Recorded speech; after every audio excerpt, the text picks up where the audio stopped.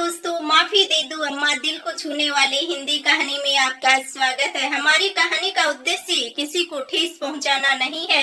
सारे पात्र काल्पनिक है, नाम बस एक संयोग मात्र हो सकते हैं। कोई भी अपने ऊपर ना ले। एक बार मुझे माफ कर दो अम्मा, अपने दर्शन की अनुमति दे दो, फिर कभी कुछ नहीं मांगूंगी। कसम से अम्मा। सिर्फ एक बार। ये था अम्मा के लाडो गुड्डो का आखिरी मैसेज, जो अम्मा ने शायद देखा ही नहीं था। देखती भी कैसे भला। अम्मा को उनके मैसेज और फोन से कोई मानसिक तनाव ना हो, इसलिए मैंने ही तो उनका नंबर अम्मा के मोबाइल से उड़ा दिया था। फिर पता नहीं कब अम्मा ने निजाम भैया से गुड्डो दी का मोबाइल नंबर ले लिया था, पर उनको सेव करना नहीं आता था, इसलिए मुझे कहा था उनका नंबर सेव कर देने के लिए, पर मैंने उनका चैट आर्चिव कर दिया था, इसलिए अम्मा देख नहीं पाई होगी और मुझे भी ध्यान नहीं रहा कहाँ कि मैसेज देखूं। अम्मा जब से अस्पताल में एडमिट हुई थी, किसी को भी कोई होश कहाँ था। बाबूजी ने ही कहा था अभी अम्मा को फोन वोन से दूर रखो, तभी तो अम्मा का फोन हमने अस्पताल में नहीं ले जाने दिया। वैसे भी मुझे तो हमेशा बाबूजी के गुड बुक में रहना था, इसलिए मैंने कभी सामने से दी को फोन भी नहीं करती थी। अम्मा की तेरहवीं पर कुछ रिश्तेदारों के फोन नंबर लेने के लिए जब अम्मा के फोन की जरूरत पड़ी, तब मैंने उनके मोबाइल को खोला तो कुछ पुराने मैसेज को चेक करते हुए गुड्डो दी के इस आखिरी मैसेज पर नजर पड़ी तो मेरा विचलित मन पिछले दिनों घटने वाली एक पर एक अनहोनी पर विचार करने को विवश हो गया। 10 दिन पहले की तो बात है। अम्मा लगभग मृत्युशैया पर थी। कैंसर अपने अंतिम पड़ाव पर जीवन मृत्यु की स्पर्धा में जैसे अम्मा को हराने की पूरी तैयारी करके आया था, और इधर अम्मा जी पता नहीं कौन सी एक अधूरी आस और इंतजार को आंखों में बसाए बैठी थी कि उनकी आंखें और भी परखर सी हो गई थी। अम्मा की निस्तेज और जर्जर शरीर का सारा तेज लगता है उनकी आंखों में समा गया था। वैसे तो प्रकट में कोई कुछ नहीं कह रहा था, पर मैं, बाबूजी और अभिषेक भैया अच्छी तरह जानते थे कि अम्मा को किसका इंतजार था, उनकी लाडली गुड्डो का। और हो भी क्यों ना भला, आखिर अम्मा को गुड्डो दी को देखे हुए कम से कम 11 साल हो चुके थे। इन सालों में उन्होंने कितनी दफा अपने मन को समझाया होगा। अपनी पहली संतान जिगर के टुकड़े को फोन करने से खुद को रोका होगा, पता नहीं। मैं अक्सर सोचा करती थी कि अम्मा मैं कितना धैर्य है, कितना मन को मारकर और भावनाओं को बांध कर रहना आता है। अम्मा को कैसे उन्होंने अपनी आंख की पुतली, अपनी राजकुमारी को देखे बिना इतने दिन गुजारे होंगे। आखिर उन्होंने अपने कलेजे के टुकड़े को खुद से दूर रखने को अपने कलेजे पर पत्थर रखा होगा। कितना बिलखी होंगी अम्मा जब वह अपनी बेटी का साथ ना दे पाई होंगी। आज मैं खुद एक प्यारे से बच्चे की माँ बनकर समझ पा रही हूँ कि अम्मा के लिए वह कितनी दुविधा और असमंजस्य का समय रहा होगा, जब उन्हें बाबूजी की तड़ाती आवाज में गुड्डो और परिवार के बीच में किसी एक को चुनने के लिए मजबूर किया गया था।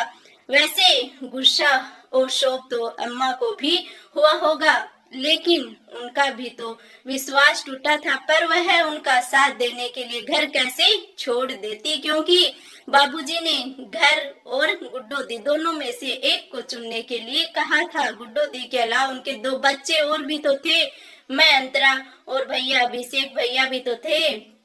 कैसा दिन था वो। गुड्डो दी दालान पर अपने नौसे के साथ सिर झुकाए खड़ी थी और बाबूजी जोर जोर से चिल्लाकर कह रहे थे, जब इस लड़के के साथ तुम्हें हम सब का विश्वास तोड़कर घर की इज्जत मिट्टी में मिलाकर घर से भागने में शर्म नहीं आई, तो अब माफी किस बात की मांग रही हो।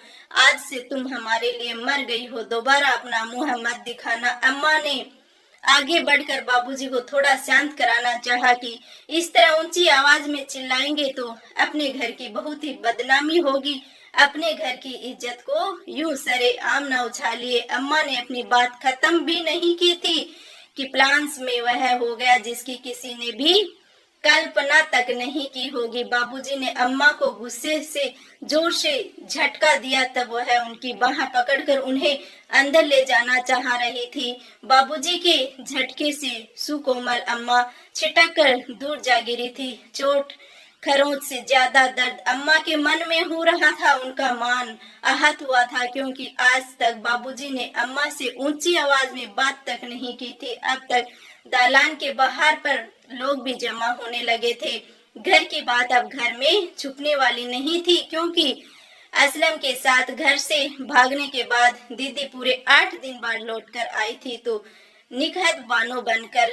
एक तो हमारे कुल की कन्या का दूसरे कुल में विवाह करना, वो भी स्वेच्छा से घर से भागकर, एकदम से पचने और पचाने वाली बात तो थी नहीं। ऊपर से दादाजी के बाद बाबूजी उनकी तरह अक्सर फुर्सत में सबको रामायण की चौपाई पढ़कर उनके अर्थ बताते हुए अपनी ओज पूर्ण वाणी में जैसे सरस्वती पुत्र बन जाते थे। कई श्रद्धालु और भाव विभोर होकर बाबूजी की चरण धूलि तक सिर पर लगा लेते थे। उस घर की बेटी ने जो अघन्य अपराध किया था, ऐसा में तो था ही, तात्कालिक समाज में घोर निंदा का विषय भी था। बाबूजी को जितना प्रेम अपने परिवार से था, उतना ही अपनी ऊंची नाक से भी तो था। सो अपनी बेटी को माफ करने का तो सवाल ही नहीं उठता था। हम 3 भाई बहनों में गुड्डू दी अर्थात अम्मा बाबूजी की सबसे बड़ी संतान थी। उनके बाद अभिषेक भैया, फिर सबसे छोटी मैं थी। दीदी अगर अम्मा की लाडली थी तो मैं बाबूजी की आंखों का तारा थी, और हम 2 बहनों के बीच अभिषेक भैया घर में सबसे प्रिय पात्र तो थे ही। इसके अलावा दादी के कुछ ज्यादा ही लाडले थे। वंशधर जो थे, परंपराओं को निभाने वाले हमारे परिवार में जब बेहद खूबसूरत दीदी ने जन्म लिया तो अम्मा फुली नहीं समाई थी। दीदी की सुंदरता से अम्मा ने पहली संतान लड़की होने के तानों से भी बचा लिया था। बचपन में गुड्डो दी प्यारी सी तो थी ही, जैसे जैसे बड़ी होती गई उनकी खूबसूरती और भी निखरती गई। गुड्डो दी की सुंदरता देखकर रिश्तेदार और जान पहचान वालों कभी भी मजाक मजाक में, कभी लाड में कह ही देते थे कि पुष्कर जी, समिता जी की बड़ी बेटी कितनी खूबसूरत है, एकदम हीरोइन मॉडर्न जैसी लगती है। आकांक्षा तो फिल्मों में जाना चाहिए। सुनकर जहां दीदी फूले नहीं समाती थी, बुआ जी एकदम उखड़ सी जाते और अम्मा कई बार हदस जाती, इतना रूप कहाँ समाएगा भला, जल्दी से गुड्डो की शादी कर दो। एक रात अम्मा ने बाबूजी को आशंकित होते हुए कहा, क्योंकि इन दिनों दीदी आईने के सामने ज्यादा समय गुजारने लगी थी और पढ़ाई से उनका मन उचट सा गया था। अम्मा को लगता कहीं किसी के प्रेम में तो नहीं पड़ गई उनकी लाडली, इसलिए उन्होंने बाबूजी से उनके विवाह की बात छेड़ी। तो अम्मा के मन में चल रहे द्वंद से अनजान बाबूजी ने कहा, अभी आकांक्षा के बीए फाइनल हो चुका है, अगर वह आगे नहीं पढ़ना चाहती तो अमरेंद्र त्रिपाठी काफी दिनों से अपने इंजीनियर लड़के सुभाष के लिए आकांक्षा का हाथ मांग रहे हैं। तुम कहती हो तो अगले रविवार को उन्हें घर पर बुला लेता हूँ। आकांक्षा गुड्डो का ही नाम है। आकांक्षा और सुभाष अगर एक दूसरे को पसंद कर लेते हैं तो इसी साल उनकी शादी भी कर देंगे। बाबूजी की बात सुनकर अम्मा आश्वस्त होकर उस रात तो चैन से सो गई, कदाचित भविष्य से अनजान। उस रात गुड्डो दी जब पानी लेने किचन में जा रही थी तो उन्होंने अम्मा बाबूजी की बात सुन ली थी। वापस कमरे में आकर देर तक भुनभुनाती रही थी कि मुझे तो अभी शादी ही नहीं करनी, और शायद थोड़ा सा रोई भी थी। फिर मुझे गले लगाकर सो गई थी। मुझे ज्यादा कुछ तो समझ नहीं आया, पर इतना अंदाजा तो लग ही गया था कि गुड्डो दी अभी अम्मा बाबूजी की पसंद के लड़के से शादी करने को आसानी से तो मानेंगी नहीं, क्योंकि दीदी किसी असलम नाम के लड़के से ज्यादा घुलने मिलने लगी थी। इसके भनक मुझे और भैया को अपने दोस्तों के द्वारा मिलती रहती थी। 12वीं में पढ़ने वाली मैं कोई बच्ची तो थी नहीं, और भैया तो दीदी के कॉलेज में ही फर्स्ट ईयर में था। पर गुड्डो दी ऐसे घर से भाग जाएगी यह तो किसी ने सोचा भी नहीं था। अपनी सहेली पूनम की शादी में शामिल होने के लिए दीदी अम्मा से कहकर गई थी। अम्मा, पूनम की शादी में सभी सहेलियां रात भर रुक रही हैं, मैं भी रुकना चाहती हूँ। कल सुबह सुबह ही पूनम की विदाई है, उसके तुरंत बाद आ जाऊंगी। आप बाबूजी को कैसे भी मना लो अम्मा। इसके लिए अम्मा अपने लाडलों को मना नहीं कर पाई। जाते जाते दीदी पलटी और कसकर अम्मा के गले लगी। उस वक्त अम्मा को अपने गुड्डो पर जाने कैसा लाड आया कि अपने गले से सोने का हार निकालकर और दीदी को पहनाते हुए बोली, शादी में जा रही हो गुड्डो, यह ले सोने का हार पहन ले और संभाल कर इसे रखना, क्योंकि माँ को अपनी बेटियों से बच्चों से बहुत प्यार होता है। दीदी ने अम्मा के पैर छुए और फिर घर के ठाकुर जी को प्रणाम किया। और उस वक्त दीदी का अम्मा के पैर छूना मुझे थोड़ा अजीब तो लगा, पर मैंने यूं ही उनको छेड़ते हुए कहा था, गुड्डो दी, आप अपनी सहेली की शादी में जा रही हो या खुद अपनी शादी में? आप अम्मा के पैर क्यों छू रही हो, जैसे आशीर्वाद ले रही हो? बदले में दीदी मुस्कुराई और मेरे गाल खींचती हुई खुशी खुशी शादी में जाने को निकल गई। खुद अभिषेक भैया तो उन्हें पूनम दीदी के घर तक छोड़कर आए थे। अगले दिन सुबह से दोपहर और अब शाम होने को आई। बाबूजी के दफ्तर से आने का समय भी हो गया था, तो अम्मा ने पूनम के घर पर फोन लगाया तो उनकी बहन ने बताया, रात गुड्डो दी जयमाला के तुरंत बाद घर से निकल गई थी, यह कहकर कि ज्यादा रात तक ना रुक सकेगी, उनके बाबूजी नाराज होंगे। पूनम दी के घर में भी सबको बाबूजी के गुस्सेल स्वभाव और पारंपरिक होने का पता था, अतः किसी ने दीदी को रुकने की जिद नहीं की थी। अब घबराकर अम्मा ने आकांक्षा जताते हुए और लगभग रोते हुए कहा कि अगर गुड्डो कल रात ही जब घर के लिए निकल गई थी तो अब तक घर क्यों नहीं पहुंची? आखिर कहाँ गई मेरी फूल सी कोमल बच्ची? कहीं उसके साथ कोई अनहोनी तो ना हो गई हो? अभी तेरे बाबूजी आते ही होंगे, उनको क्या जवाब दूंगी? माँ मन ही मन सोच रही थी। कहकर दादी ने अभिषेक भैया को गुड्डो दी के तमाम दोस्तों के घर पूछने को भेजा और मुझे सबको फोन पर पूछने के लिए कहा। तब स्मार्टफोन नहीं आया था तो व्हाट्सएप नहीं हुआ करता था। इधर दीदी को सुबह से जब भी फोन लगाया तो स्विच ऑफ आ रहा था। बाद में उनका फोन उनके कमरे में टेबल पर ही पड़ा मिला था, जिसे दीदी ने जानबूझकर छोड़ा था या गलती से छूट गया था, इसका पता ही नहीं है। उस रात दीदी जब दोस्तों के घर और फोन पर दरिया अफ्तर करके भी नहीं मिली तो मजबूरन बाबूजी को बताना ही पड़ा। सुनते ही वह तो अपने अम्मा पर एकदम से चिढ़ गए और दादी के साथ कुछ मशवरा करने लगे। चाचा दादी के साथ पुलिस में तो जाने का सवाल ही नहीं उठता था, इससे परिवार की बदनामी जो होती थी। पूरे 7 दिन सब परेशान होकर उन्हें ढूंढते रहे। क्या मजाल जो दीदी की किसी दोस्त या सहेली ने उनके असलम के साथ भाग जाने के बाबत कुछ भी बताया हो। अम्मा ने रो रो कर जब दीदी की अदालत में गुहार लगाई तो छोटे चाचा और बाबूजी जाकर थाने में रपट लिखवा आए और वहां भी बात तो ज्यादा न फैलाने की विनती कर आए।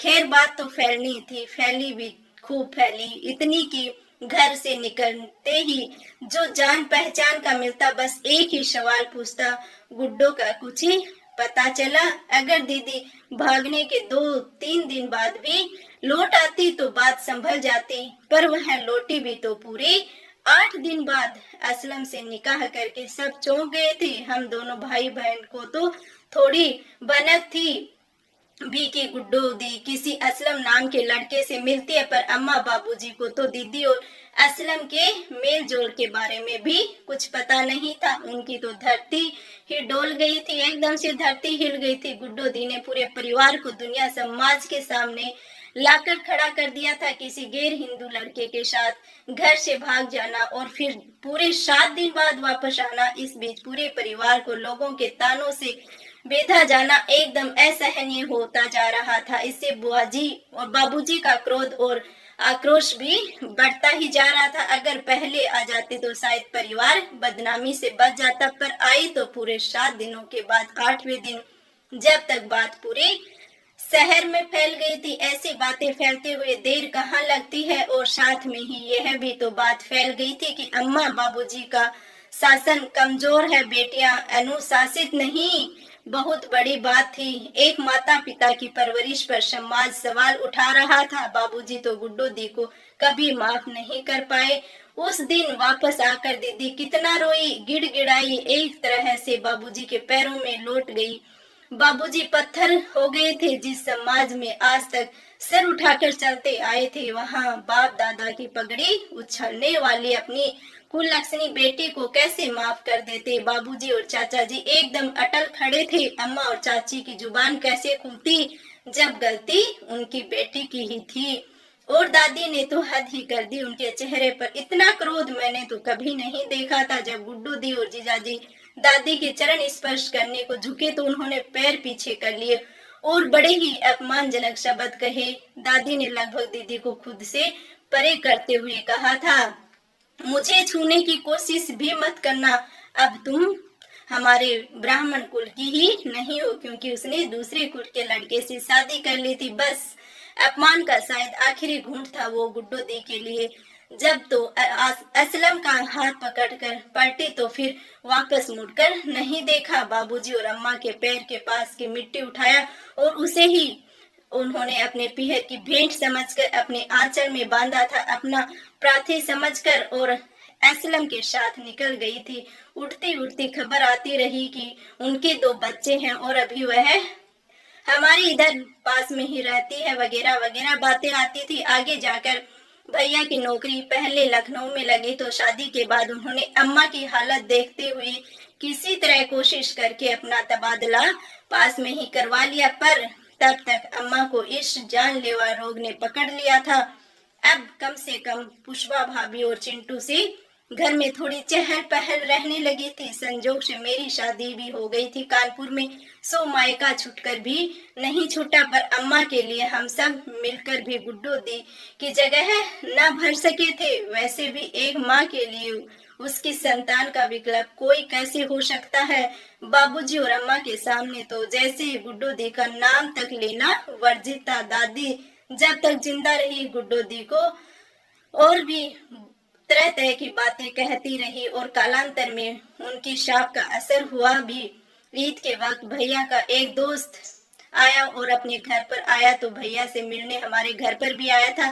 तभी उसने यह खबर सुनाई कि गुड्डू दी बहुत दुखी है। असलम के स्टूडियो का काम कुछ घाटे में चल रहा है। अब वह चौथे बच्चे को जन्म देने वाली है। उनके 3 बच्चे हो गए हैं और आगे भी अपनी मर्जी से बच्चों को जन्म देना है या नहीं देना है, इस पर गुड्डू दी की कोई मर्जी नहीं चल रही थी। सुनकर अम्मा बहुत विचलित हुई थी। निजाम के हाथों पैसे और काफी सारा सामान भिजवाया भी था। पता नहीं कैसे बाबूजी को मालूम पड़ गया और वह अम्मा पर काफी नाराज भी हुए थे। कदाचित दीदी के घर से भाग जाने और विश्वासघात करने को माफ नहीं कर पाए थे। उन्हें इस बात की बहुत तकलीफ थी कि अगर दीदी और असलम का प्यार सच्चा था तो वह दोनों शादी करना चाहते थे तो कम से कम अपने परिवार वालों की मर्जी का इंतजार करना था। यूं एकदम से विवश परिस्थितियों से लड़े बिना आसान और चोर जैसा रास्ता अपनाना कदाचित हमारे परिवार में नहीं सिखाया जाता था। हर परिस्थिति में डटकर सामना करना फिर जीतना, यही देखते आए थे हम अपने पूरे परिवार में। और गुड्डू दी भी तो इसी परिवार का अंश थी। बहुत ही खूबसूरत दीदी, शायद अपनी खूबसूरती की ज्यादा से ज्यादा तारीफों के पुल बांधने वाले असलम को दिल दे बैठी थी और बहुत ही जल्दबाजी में भविष्य का फैसला कर लिया था। बात यह नहीं कि असलम उनका सही जीवन साथी या कोई अच्छा जीवन साथी साबित होता। बात यह है कि उनके निर्णय लेने में उन्होंने बहुत ही ज्यादा जल्दबाजी कर दी थी। कुछ निर्णय हमारी जिंदगी में ऐसे होते हैं जो सिर्फ अकेले नहीं लिए जा सकते। शादी विवाह का निर्णय भी उन्हीं में से एक है, क्योंकि हमने अपने आप को खुद जन्म नहीं दिया है तो ऐसे में हमें जन्म देने वालों का भी हम पर अधिकार होता है और उनसे उनकी राय जानना भी बहुत ही आवश्यक होता है। अनुभव की थाती तो बुजुर्गों के हाथों में होती है। उतावलापन उत्साह युवाओं का स्वभाव है, परंतु धैर्य और दूरदर्शिता तो उम्र के साथ ही आती है। गुड्डू दी ने जो भी किया हो उससे परिवार तो टूट ही गया था। बाबूजी एकदम से खामोश हो गए थे। दादी अपनी पूजा पाठ का आडंबर कुछ ज्यादा करने लगी थी। हम भाई बहन घर बाहर 2 अलग माहौल में खुद को किसी तरह सामान्य रखने की कोशिश कर रहे थे। सबसे ज्यादा टूटी थी तो अम्मा, क्योंकि एक माँ अपने बच्चे से दूर कभी खुश नहीं रह पाती है। और यहाँ तो उनकी लाडली न उनसे सिर्फ दूर हुई बल्कि उनका विश्वास भी तोड़कर गई थी। शायद गुड्डू दी ने अम्मा, बाबूजी, दादी, भैया, छुटकी बहन सबका विकल्प असलम और उसके परिवार में ढूंढ लिया हो, पर हमारा परिवार गुड्डू दी का विकल्प नहीं ढूंढ पाया था। गुड्डू दी के जाने के बाद अम्मा को कभी ढंग से रोटी खाते हमने नहीं देखा। ऐसे ही दिन गुजरते रहे थे। अम्मा अब उम्र से काफी बड़ी दिखने लगी थी। जब दादी भी नहीं रही तो अम्मा अपने मन की बात मन में ही रखते रखते और भी उदास रहने लगी थी। पता नहीं कब यह जानलेवा रोग उन्हें ग्रस्त कर गया। उनका कैंसर जब तक पता चला लास्ट स्टेज था। वैसे भी ब्लड कैंसर का मरीज कम ही बच पाता है। बाबूजी ने इलाज के लिए एक घर तक बिकवा दिया था, बेच दिया था अपना। भैया ने अपने सारे पैसे भविष्य निधि से निकलवा कर अम्मा को बचाने के लिए जैसे सब कुछ दांव पर लगा बैठा था हम मेरा परिवार। लेकिन अम्मा अब नहीं बचेगी लगता था। सब भराए गले से जब भैया ने कहा तो मैं जैसे अतीत के गलियारे से वर्तमान में वापस आई। मैंने कुछ सोचकर कहा, भैया अम्मा की जान गुड्डू दी में अटकी पड़ी है, एक बार उनको बुला लेते हैं, शायद उनसे मिल ले तो। बाकी मैं समझ गई थी कि भैया क्या कहना चाहते हैं, पर बाबूजी को कैसे राजी करें। बाबूजी को मनाना इतना आसान नहीं था। लेकिन मेरे आश्चर्य का ठिकाना नहीं रहा जब बाबूजी गुड्डू दी को बुलाने के लिए और उन्हें अम्मा से मिलवाने के लिए आसानी से मान गए। अभिषेक भैया और मैं अगले दिन ही दीदी से मिलने उनको लाने का निश्चय करके निकल गए। मैं नहीं जाती, पर मुझे पता था कि दीदी अपने गर्भ के अंतिम महीने में चल रही है तो मेरा जाना जरूरी लगा। अस्पताल में अम्मा के लिए रात में किसी को रुकना होता था तो चिंटू को दादा जी के पास छोड़कर भाभी एक रात के लिए माँ के पास रुकने वाली थी। मैं अभिषेक भैया के साथ दीदी को लेने रवाना हो गई। दीदी के ससुराल पहुंचे तो घर के बाहर काफी लोग जमा थे वहां पर, और शायद कुछ अनहोनी हुई थी क्योंकि मातम जैसा माहौल था। घर से रोने की आवाज आ रही थी। हमें बाहर ही रोक दिया गया। अपना परिचय दिया तो रोने की आवाज और तेज हो गई। किसी ने कहा, ए भागी, पूरी जिंदगी अपने मायके वालों की तरसती रही, इंतजार करती रही, वह आए भी तो मैयत के समय। मैं कुछ समझी नहीं, ऐसे समझकर भी अनजान बनने की कोशिश कर रही थी क्या कि जो अंदेशा मुझे हो रहा था, हे भगवान वह सच ना हो। भैया तो कुछ समझ नहीं पा रहा था। लेकिन जब दीदी के सास ने आगे बढ़कर कहा, आप निहतक के भाई हो ना, अच्छा हुआ आप आ गए। इस वक्त हम चाहते थे कि उसका दाह संस्कार हिंदू रीति रिवाज से हो। अब जब आप आ ही गए हैं तो अपनी बहन की अर्थी को कंधा आप ही देना। मेरे और भैया के लिए यह खबर एकदम अविश्वसनीय लग रही थी कि अम्मा के लाडो हमारे गुड्डू दी अब इस दुनिया में नहीं रही। जानकर आश्चर्य भी हुआ। अपने चौथे बच्चे को जन्म देते हुए कमजोरी और ज्यादा रक्तस्राव के होने की वजह से गुड्डू दी इस दुनिया से चली गई थी। हमारे पहुंचने के 4 घंटे पहले ही मैंने बदहवास होकर बाबूजी को फोन किया तो फोन चाचा जी ने उठाया। हम कुछ कहते उससे पहले चाचा जी की रोने की आवाज आई। बोले, अंतु तुम और अभी यहाँ जल्दी आ जाओ, भाभी जी चली गई हैं। ऐसा कैसे हो सकता है? सुनकर मुझ पर तो जैसे वज्रपात सा ही हुआ। अगर आसमान फट जाता, धरती खिसक जाती, तब मुझे इतना आश्चर्य नहीं होता जितना यह जानकर हुआ कि उधर अम्मा नहीं रही और इधर गुड्डू दी भी रुखसत हो गई है। कैसी विडंबना थी ये और कैसा अद्भुत संयोग था। एक ही समय में माँ बेटी इस दुनिया को अलविदा करके जा चुके थे। गर्भ नाल से जुड़ी माँ बेटी की तरह अम्मा और गुड्डू दी की आत्मा शायद फिर से जुड़ गई हूँ, जिन्हें इस दुनिया ने तो जाति समाज और कौम के बंधनों में जकड़ कर मिलने नहीं दिया। शायद उस दुनिया में, उस लोक में जहाँ कोई बंधन नहीं होता, वहाँ उनकी आत्मा मिल सके। जब हम वहाँ से वापस आए तब अम्मा का फोन निकाला और देखा कि दीदी का वो आखिरी मैसेज था, अम्मा मुझे माफ कर दो, मुझे एक बार आपसे मिलना है, एक बार अपनी छाती से लगाकर बस माफ कर दो अम्मा, एक बार अपने दर्शन की अनुमति दे दो अम्मा। काश ये मैसेज मैंने पहले देख लिया होता, काश अम्मा को ये मैसेज पढ़ने दिया होता। मेरा पछतावा तो अब उम्र भर का है। अम्मा बाबूजी ने तो गुड्डू दी को माफ कर दिया, पर क्या मैं खुद को अनजाने में ही हुई इस गलती के लिए कभी माफ कर पाऊंगी? कभी कभी जब भावावेश में आंखें बंद करती हूँ तो अपनी पनियाई धुंधली आंखों से अम्मा के सीने से लगी हुई गुड्डू दी की ही कल्पना करती हूँ और सोचती हूँ कि कहीं किसी दुनिया में माँ बेटी की आत्मा साथ होंगी, शायद दोनों मुझे माफ कर सकें। वह आखिरी मैसेज न पढ़ने देने के लिए दोनों लगभग एक साथ ही तो इस दुनिया को विदा करके गई हैं। शायद वहाँ गुड्डू दी अम्मा की गोद में चैन से सो रही होगी। इस निर्मल दुनिया से परे एक माँ अपनी बेटी को कलेजे से लगाकर सुकून पा रही हो। शायद मुझे दोनों ने माफ कर दिया हो। वह आखिरी मैसेज न पढ़ने के लिए उन्होंने मुझे भी माफ कर ही दिया होगा। कभी कभी अनजाने में इतनी बड़ी गलती हो जाती है जिसमें सिर्फ पछताने के अलावा कुछ नहीं बचता है। लेकिन मेरी आप सबसे यही रिक्वेस्ट है कि जो भी बात हो अपने माँ बाप से जरूर शेयर करें। माँ बाप से बढ़कर भला चाहने वाला इस धरती पे कोई नहीं है हमारा। Thank you.